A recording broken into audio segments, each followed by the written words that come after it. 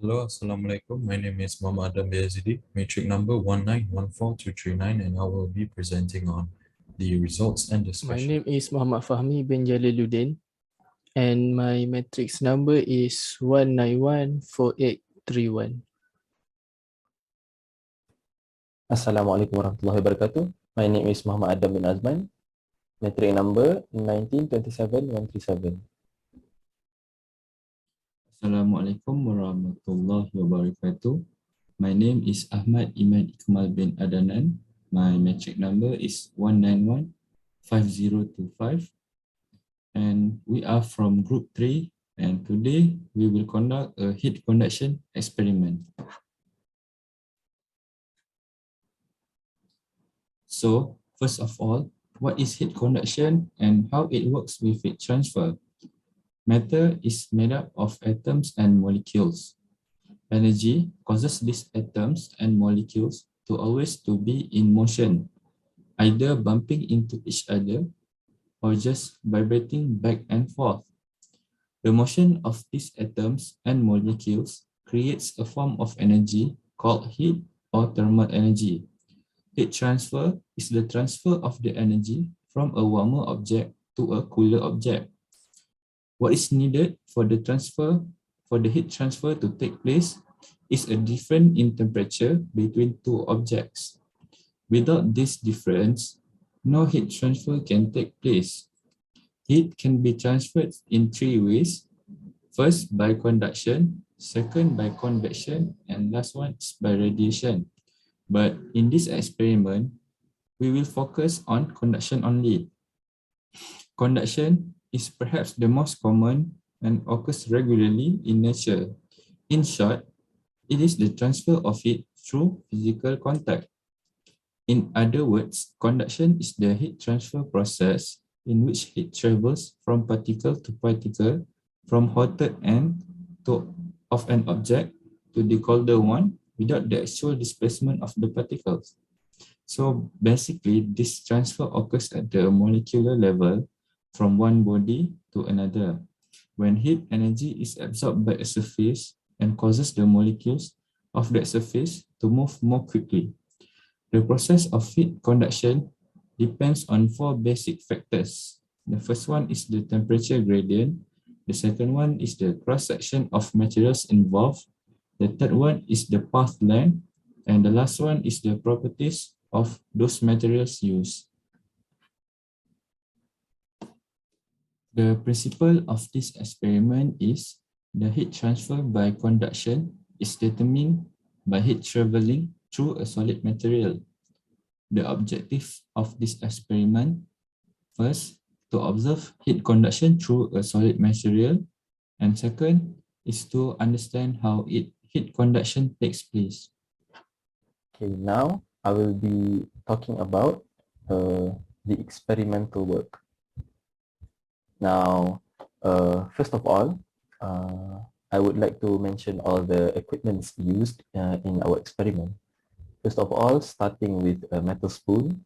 The metal spoon is important because it will be the one that will be absorbing heat directly from the fire. So it cannot be substituted with any other material such as plastic or wooden spoon or plastic spoon. Now, second one is the metal paper clips. I'd like to emphasize the metal one because you can substitute the paper clips, but it has to be something that is roughly around the same size and is also made of metal. Cannot be anything made of anything that is heat, that insulates heat.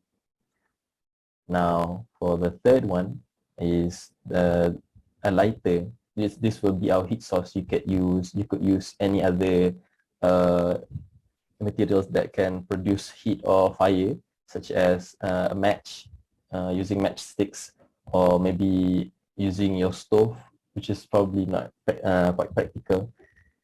And probably if you have some Bunsen burner at home. Then you will use the candle to fire you use the candles so that it can produce constant fire constantly. So the lighter is used to light the candles. Now for the precautionary measures, first of all, I'd like to mention that these measures are important to ensure the safety of everyone involved in this experiment to avoid any incidents or injuries. So first of all, you need to wear protective gears such as rubber gloves and safety goggles, and preferably wearing a lab coat or something, and make sure you're not wearing anything that can catch on fire easily, nothing flammable. Now, the second precautionary measures is the experiment should be done in a well-ventilated room to avoid poisoning from the accumulation of the smokes, which contains a lot of dangerous and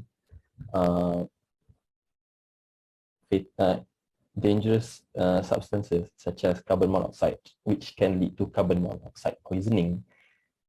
Now, for the third precautionary measures we took in this experiment is we made sure the experimenting room and the experimental apparatus are in thermal equilibrium at the start of the measurement. This is to ensure that we can get the most accurate results and measurements from the experiment to avoid any errors in our calculations.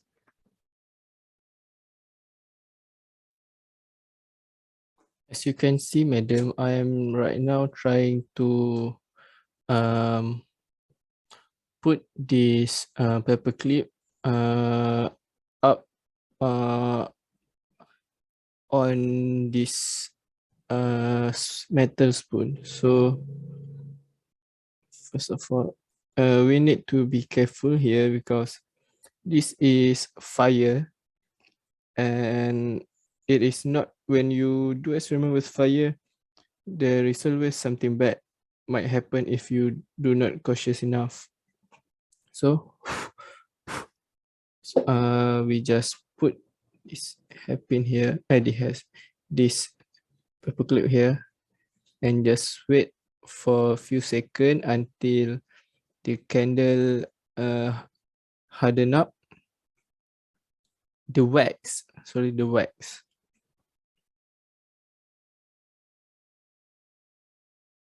And there you go.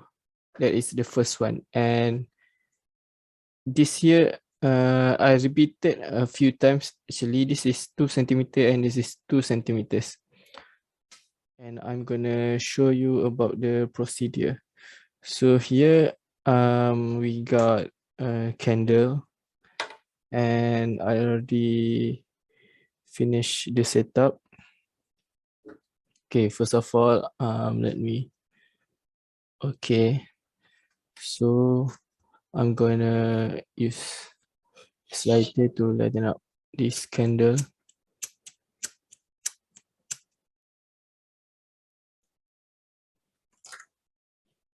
Okay, and as you can see, this is they have a distance between each paper clip, and it is attached on a metal spoon.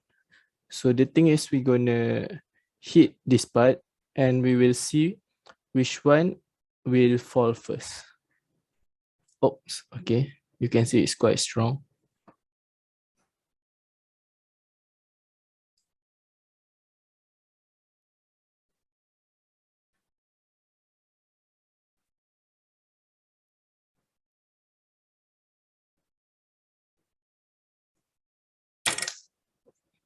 So the nearest one to the source of heat will fall first.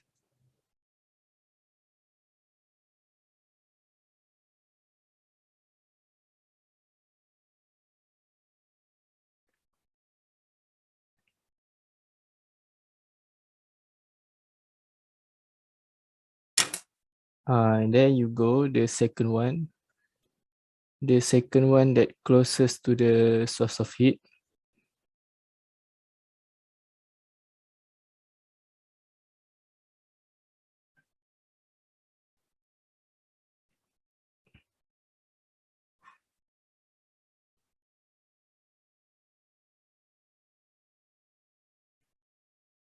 Well, the farthest one is quite strong, and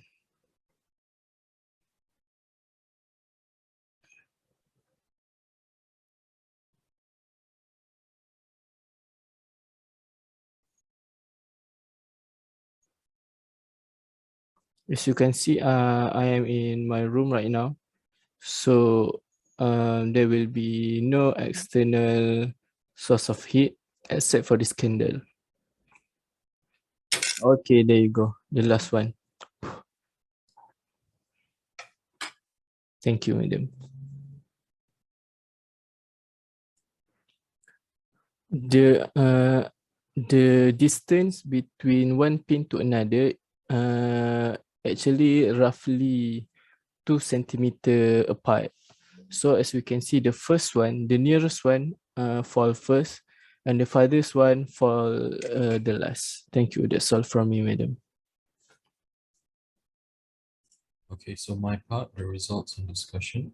So from Fahmi's video, we observed that over time, the paper clips that is held onto by the wax fall one by one as the wax melts. And so I plotted a graph that is set as the x-axis as time in seconds and the y-axis as distance in centimeter. Distance, that is the distance of the paper clips to the candle fire, which is our source of heat. And so the time represents the overall amount of time the paper clips needed to fall. And so from Fahmi's video, he stated that the distance is roughly around 2 centimeters.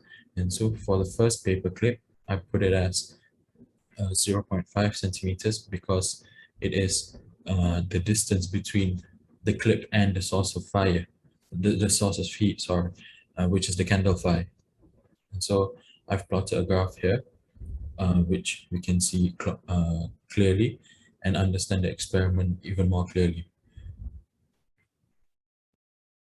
And so for the graph, for the first paper clip, which is the distance of the first paper clip to the candle fire, which is 0.5 centimeters roughly, and the second paper clips and the third in arithmetic increase of 2 centimeters. And so for the first paper clip, I have recorded it using a stopwatch. We got 15.7 seconds for the time for the paper clip to fall.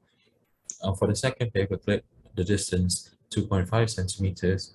The time taken for it to fall is roughly around 42.3 seconds, while the third and last paper clip, which the distance is around 4.5 centimeters from the candle fire, took around 143.2 seconds, which is around a minute and 43 seconds to fall down.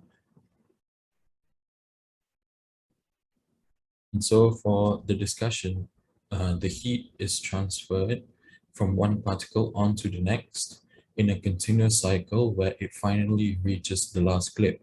So from this experiment, we understand that conduction is one form of heat transfer from a microscopic movement of the particles, which is the molecules, atoms, electrons within an object by direct contact, which in this case, and the metal spoon is in direct contact with the candle fire. And so from the macroscopic point of view, which is what we can see with the naked eye, so from Fahmi's video, we can clearly see that heat transfer is taking place by conduction, where the paper clips are falling one by one in a consecutive form, and so the source of heat comes from the candle fire, and then it is dissipated throughout the metal spoon, which is our medium in this experiment. So you can see that heat is conducted in the metal spoon from the higher temperature to the lower temperature areas. So as the heat of the flame travels along the metal spoon, the atoms of or particles of the metal spoon causes the wax to melt and the paper clips to fall one by one. And so we could conclude that the metal spoon is a good conductor of heat, as the definition of thermal conductivity refers to how highly or poorly a medium conducts heat. That is all from me. Okay, now to conclude this experiment, according to the findings, we can our takeaway from the experiment is that the metal spoon absorbed the heat from the candle, causing the wax to melt due to the increase of the spoon's temperature, which moves from one point to another, causing each and every one after the other of the wax on the paper clips to melt, causing the paper clips to fall. And to summarize succinctly, the experiment was conducted in order to observe and study heat conductivity in metal, and in this case through a metal spoon. So heat conductivity is vital in this modern era, because many industries that exists today utilizes heat transfer. Heck, ever since the prehistoric times, the Neanderthals used fire to warm themselves up or cook food or boil water. And in our era, the modern era, is used in so many area and fields of studies or our daily lives, such as cooking and food processing, oil and gas mining, or or even just regulating the temperature in a certain area. And all of these are used for the betterment of society and civilization, so that we can move forward in every single aspect. That is all from me and my group members. Thank you for watching. Assalamualaikum warahmatullahi wabarakatuh.